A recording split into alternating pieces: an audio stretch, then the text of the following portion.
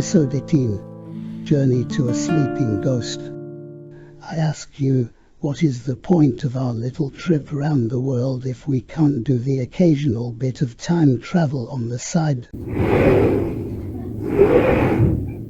After all, there's nothing stopping us, which is as good a reason for doing something as I can think of. The truth is that European Russia is still a great place to go sightseeing, but it no longer has the weirdness and the frisson of danger associated with the old Soviet Union. Perhaps I have been watching too much YouTube, but it is hard to resist such an interesting if slightly insane window on the world. At least, it is for someone locked in like me. All the crazies with internet access are there. But then so are many closet geniuses, like the video blogger who calls himself bald and bankrupt. What he lacks in capital letters, he more than makes up for in sheer nerve. Our man Benjamin is undoubtedly bald and credibly bankrupt, but he is fueled by his obsessive desire to go to every single state of the old Soviet Union, of which there are an unfeasible number, and strike up a conversation with everyone he sees, giving us an insight into what life is like for them now.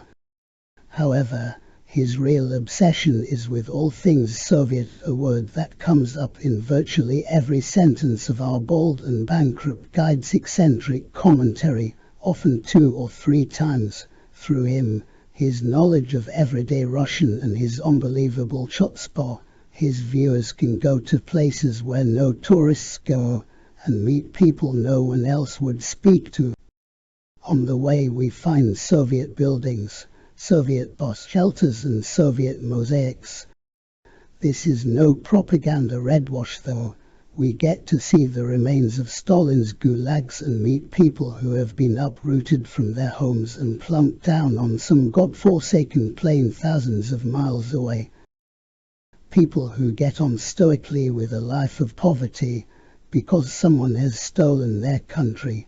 At least that's what they tell us. We even get to share part of the journey with an old Soviet sink, which has certainly staked a claim to authenticity by looking like it hasn't been cleaned for the past 40 years. But on our own trip, we will only be seeing the western corner of Russia, which at the time of writing is considerably smaller than the old Soviet Union, and even that particular union did not stretch as far eastwards as the pre-revolutionary empire, which covered all the land from St. Petersburg to Vladivostok. They even held Alaska for a while, and that's so far east it's west. The Russians had the only empire on which the sun never set. This was still true even after they sold Alaska to the USA, to finance the imperial court's unbelievably lavish lifestyle. At this point I feel the need to sing a verse or 9 of I Was Born Under a Squandering Tsar.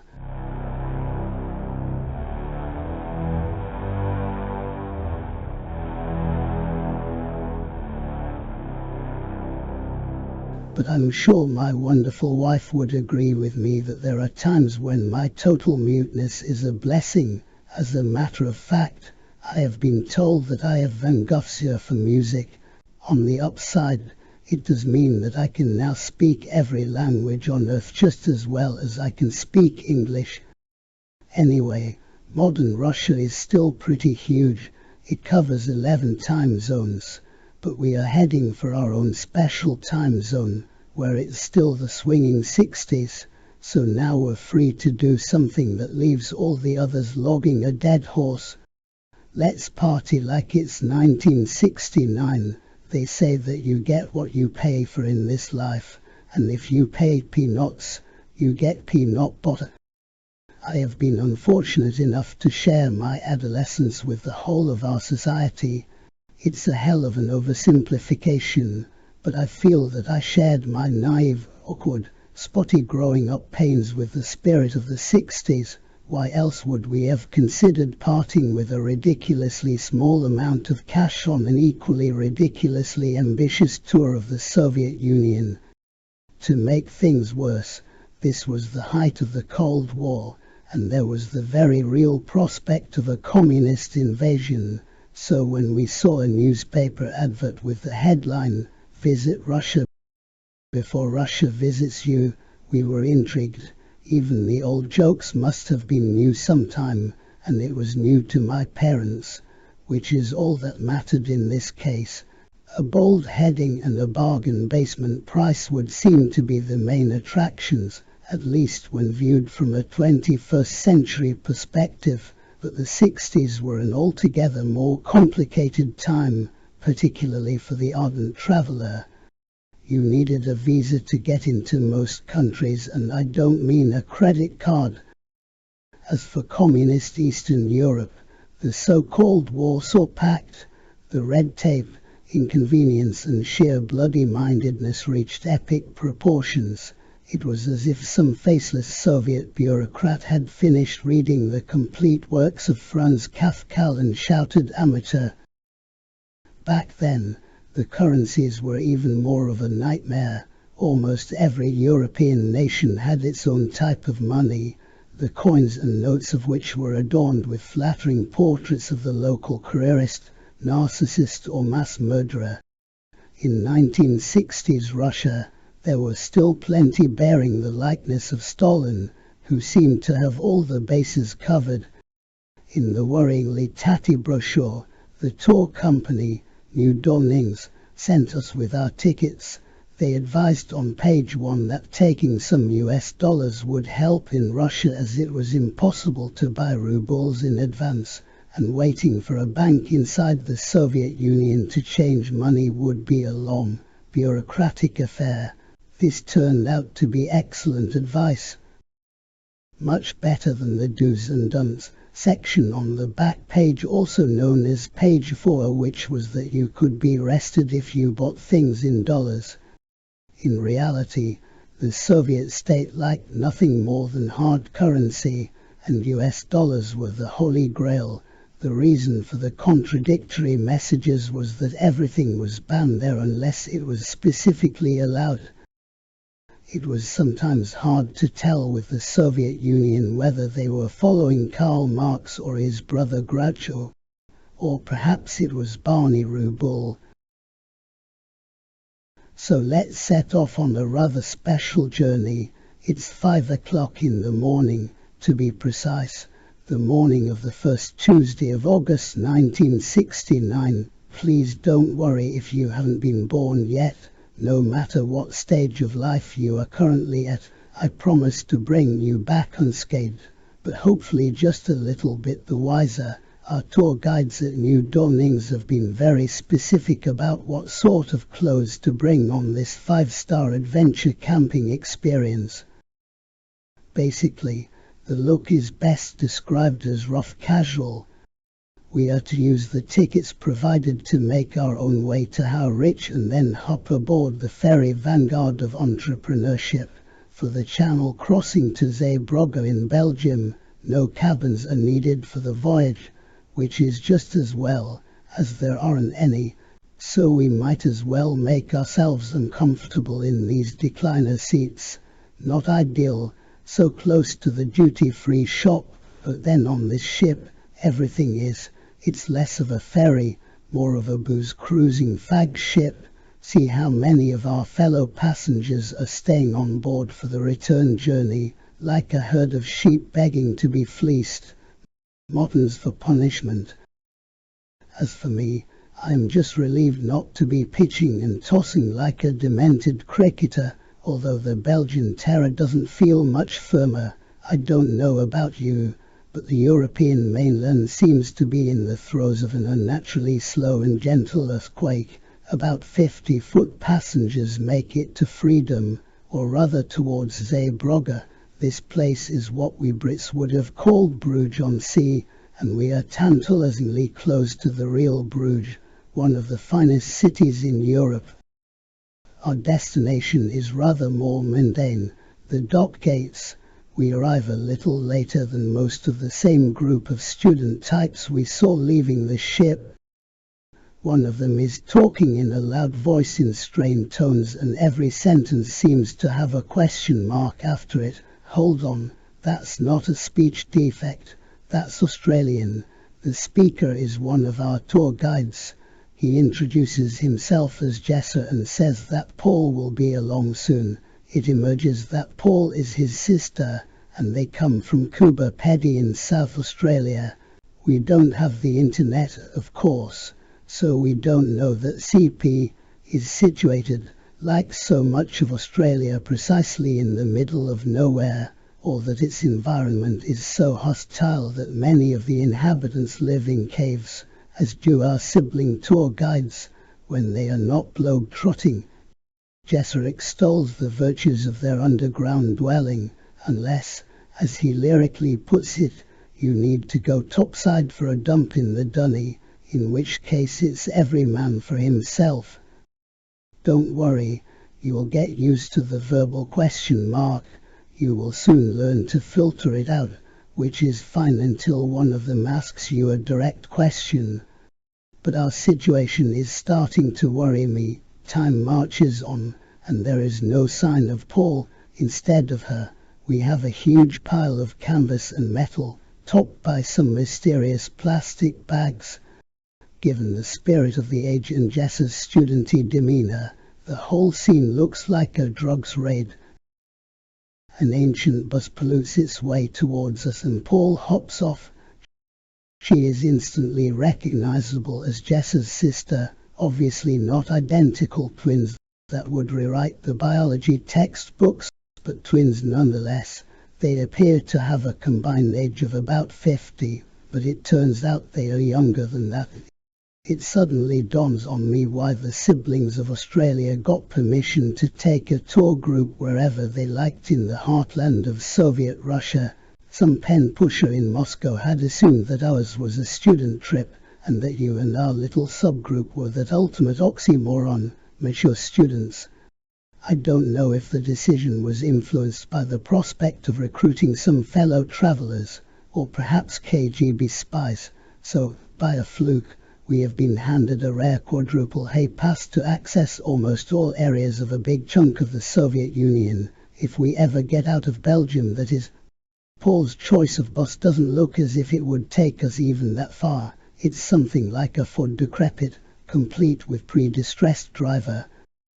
Fortunately, the 32 wooden seats plus one for the shotgun make this vehicle incontrovertibly unsuitable for our party of 50, which must surely have occurred to Paul. No sooner has our reject disappeared than a larger, more modern vehicle pulls up at the gates and disgorges what appears to be a large group of fishermen.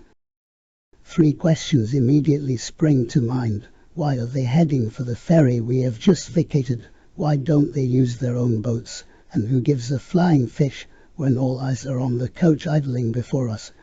It may not be luxurious, but it has the requisite number of seats and wheels.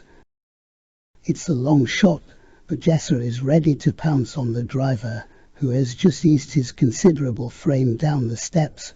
Belgians in 1969 are pretty good at languages. By and large, people here can comfortably handle the country's 2 official tongues fluently, even though a lot of them pretend they can't do it. Like religion, languages are a toxic subject here, and the link between what you believe and how you speak is depressingly strong. Maybe it's a sweeping generalization about Belgium in the 60s, but I think it's useful to know that more than half the population talk in French, while the rest speak Flemish, which is basically the same as Dutch. I call it Flemish with a PH, because it sounds like something is drastically wrong with their throats. Add to that age-old religious divisions and you've got a sort of monochrome apartheid. People from Europe tend to look down their noses at some countries in Africa because they are divided on tribal grounds. Horrible massacres are blamed on ethnic divisions, for instance in Rwanda. But 20th century Europe has also seen man-made disasters. It's hard for us to claim the moral high ground with Nazi genocide, Stalin's evil, and the tragedy of Yugoslavia still fresh in our memories.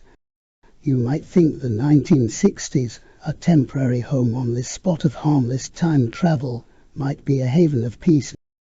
Fortunately, from here in the late 60s, Belgians are about to experience something much better.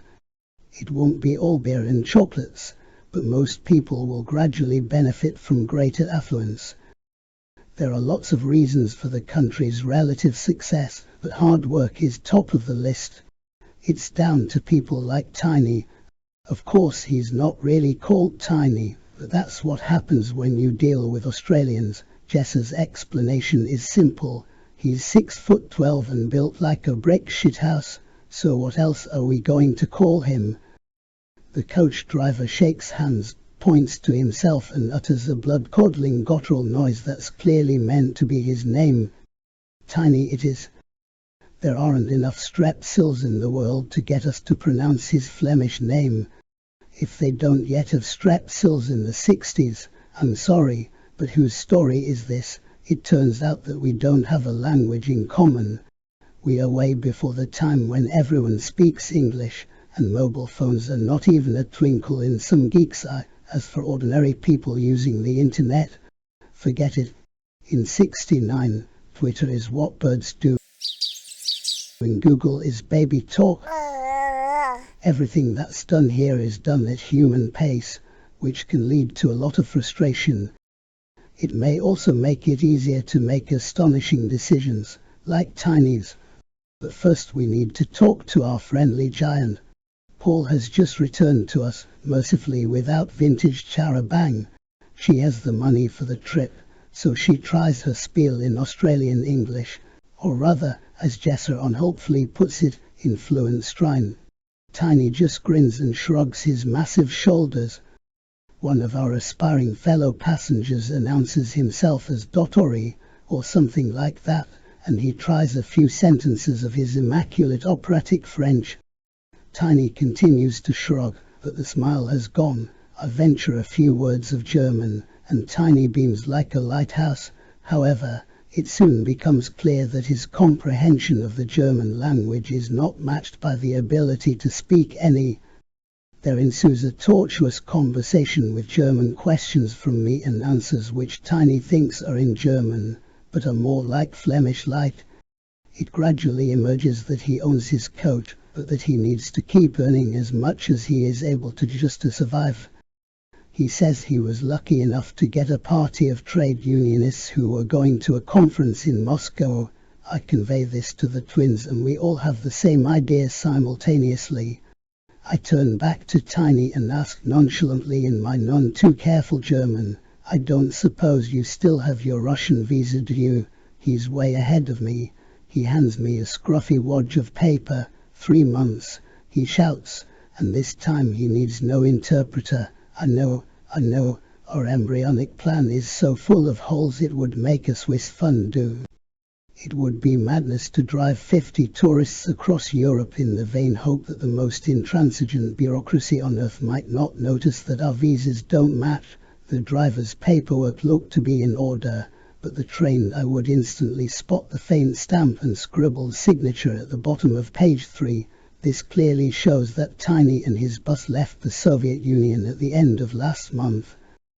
The plan to rock up to the Russian border and bluff our way into the country is insane, but come to think of it, the original idea of turning up in Zeebrugge without any transport was pretty stupid, but the twins' optimism is nothing short of delusional. They are called the Opal Kids with good reason. At the age of 8, they went out to play and came back with a pocket full of opals, even in Kuba Pedi, where the town owes its whole existence to the mining of these precious stones. Such a find was unprecedented. Then it happened again when they were 12. This explains their belief that something will always turn up, and also demonstrates their precocious shrewdness. The location of their playground remains a secret to this day. So we are off on our travels after a short detour for Tiny to say goodbye to his family for the next couple of weeks. Mrs. Tiny comes out of the house to wave us off, no doubt consoled by the sum of money her husband has just told her he will be earning. When we finally set off from the house near Zeebrugge for our drive through the night, we are actually a few miles further from Russia than when we started. My advice is relax and go with the flow. What could possibly go wrong?